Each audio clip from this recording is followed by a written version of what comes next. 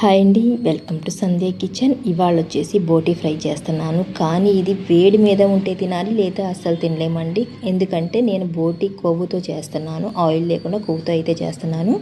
ఇప్పుడు ఒక బోటీ తీసుకొని కడిగేసుకొని పక్కన పెట్టేసుకోవాలి. ఇప్పుడు కరిగించుకోవాలండి. ఈ బోటీ కొవ్వు అనేది ఇది కరిగించుకున్న తర్వాత బోటీ ఉడికిచ్చేసుకోవాలి. ఒక 5 విజిల్స్ వచ్చేలాగా ఉడికిచ్చేసుకొని కొద్దిగా పసుపు, 1 స్పూన్ జీలకర్ర పొడి, 1 స్పూన్ కారం, రుచికి తగ్గట్టు ఉప్పు వేసుకోవాలి. 1 స్పూన్ అల్లం వెల్లుల్లి పేస్ట్ వేసుకోవాలి. 1 స్పూను గరం మసాలా పొడి, 4-5 రెమ్మల కరివేపాకు వేసుకోవాలి.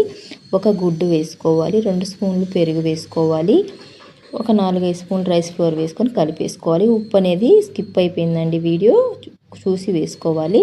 ఇప్పుడు మనం బోటీ అనేది కొవ్వు అనేది కరిగించుకున్న తర్వాత ఇప్పుడు ఈ కొవ్వులోనే మనం బోటీ వేసుకొని ఫ్రై చేసుకోవాలి. 50% ఫ్రై చేసుకొని మిగతా ఆయిల్ అనేది తీసేసుకొని కొద్దిగా ఆయిల్ అనేది ఉంచుకొని దీంట్లోకి మీకు నచ్చకపోతే ఆయిల్లో అయినా చేసుకోవచ్చు. నేనైతే దీంతో చేస్తున్నాను.